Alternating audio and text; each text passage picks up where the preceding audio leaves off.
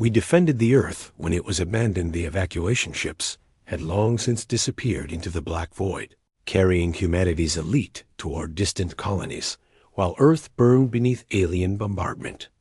The collective had arrived with overwhelming force, their massive vessels blotting out the sun as they systematically dismantled humanity's defenses. Within 72 hours, every major military installation lay in ruins. Within a week, the governments declared Earth lost and ordered full evacuation. But not everyone left. Commander James Rodriguez stood in the rubble of what had once been Denver, watching the crimson sky pulse with enemy fire. Around him, a ragtag group of soldiers, engineers, and civilians had gathered in the skeletal remains of an underground bunker. They numbered 347 souls, the last defenders of a world the rest of humanity had written off as dead. "They're calling it a strategic withdrawal," Lieutenant Emma Brooks said, her voice hollow as she scrolled through the final transmissions from the evacuation fleet. Strategic, as if abandoning your homeworld is just another tactical decision. James said nothing. He understood the math. The collective commanded technology centuries beyond humanity's grasp. Their weapons could crack continents. Their shields could withstand nuclear strikes. Fighting them was suicide, and the provisional government had chosen survival over honor.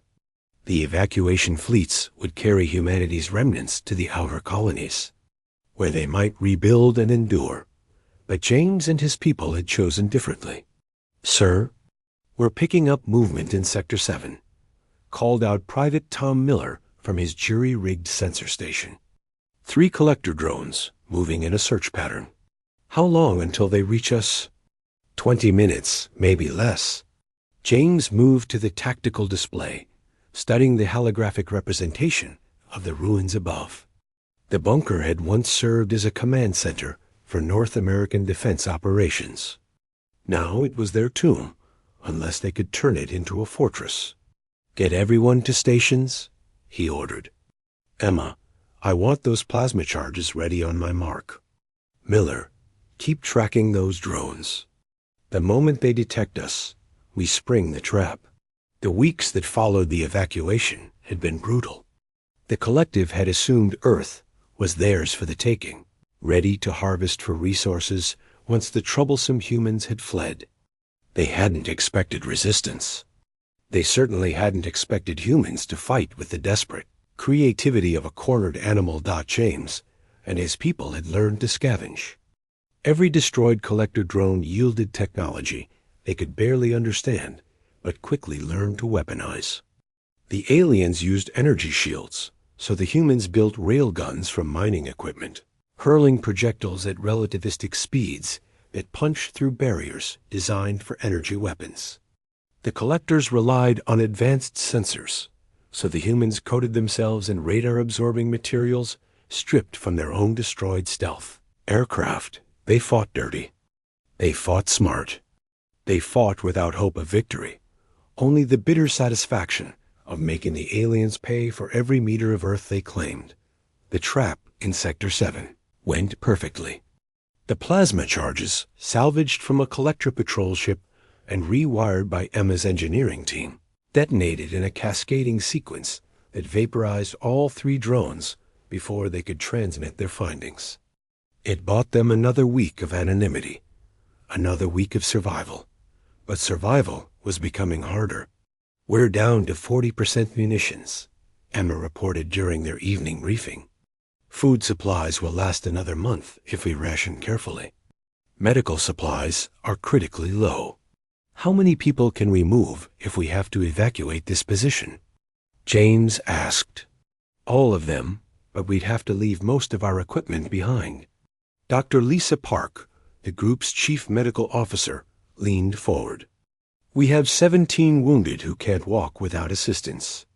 If we move, we'll need transport, and every vehicle we have is barely functional." James rubbed his temples.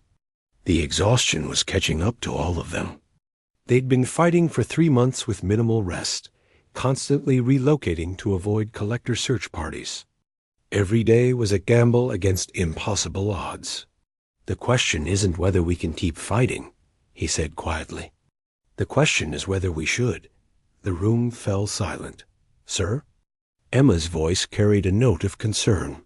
"I'm not talking about surrender," James clarified. "But we need to ask ourselves what we're actually accomplishing. We're 300 people against an invasion force of millions. We've destroyed maybe a few hundred drones, damaged a handful of ships. In the grand scheme of the collective's operation, we're insignificant. Then why haven't they found us yet?" Miller asked. "If we're so insignificant, why are they still searching?" It was a good question. The collector presence on Earth had actually intensified in recent weeks. More ships, more drones, more systematic sweeps of every ruin and bunker. They were hunting for something, and James had a growing suspicion that something was his. Small band of survivors. The answer came 2 days later when they intercepted a collector transmission. Emma's face had gone pale as she translated the alien. "Communication protocols. They're not just harvesting Earth," she said, her voice shaking. "They're preparing it for colonization. But their leadership won't authorize the colony fleet to enter the system until all human resistance is eliminated. We're holding up their entire operation." Lisa breathed. James felt a grim smile cross his face. Not insignificant after all. The revelation changed everything. They weren't just surviving anymore. They weren't just fighting out of spite or honor. They were actually impacting the collective's plans. 300 humans with salvaged weapons and desperate tactics were delaying an entire alien colonization effort. "How long can we keep this up?" Emma asked. "As long as it takes," James replied. They intensified their operations. Hit and run attacks on collector survey teams. Sabotage of harvesting equipment. They even managed to plant a virus in a landed cargo ship's computer system, corrupting months of resource surveys. The collectors responded with increasing fury, deploying hunter-killer teams, specifically designed to root out human resistance. The casualties mounted. 300 became 280, then 250, then 200. But they adapted. They learned. They survived. On the 6th-month anniversary of the evacuation, something extraordinary happened.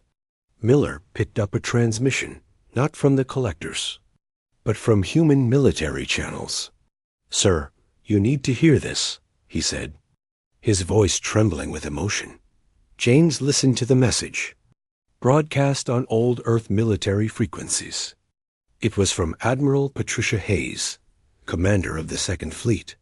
To any human forces remaining on Earth, the Admiral's voice crackled through the speakers.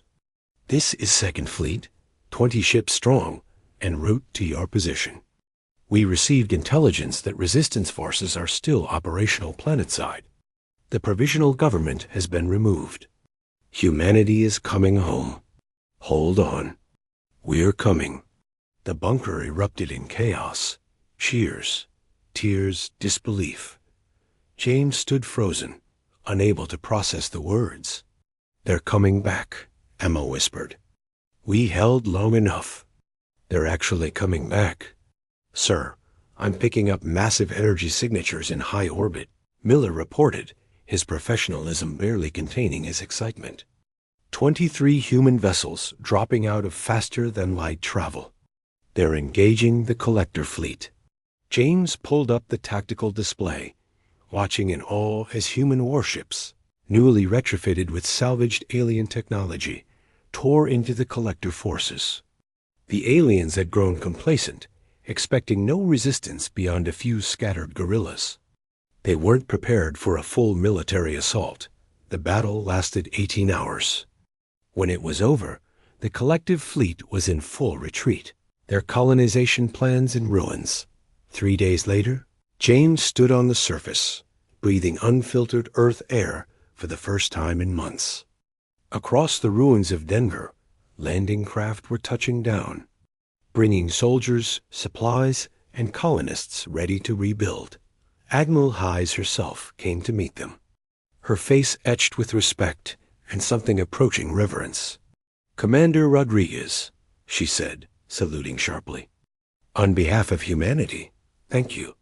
Your transmission logs, your tactical data, your mere existence gave the outer colonies something they'd lost: hope, and proof that Earth was worth fighting for." James returned the salute, then looked around at his survivors. 214 remained, scarred and exhausted, but unbowed.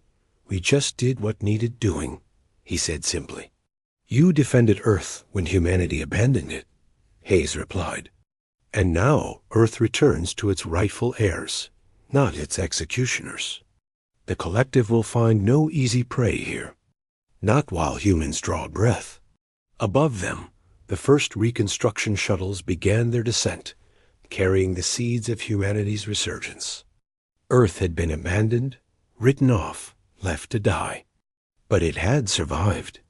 And so had the stubborn, impossible humans who refused to let it fall.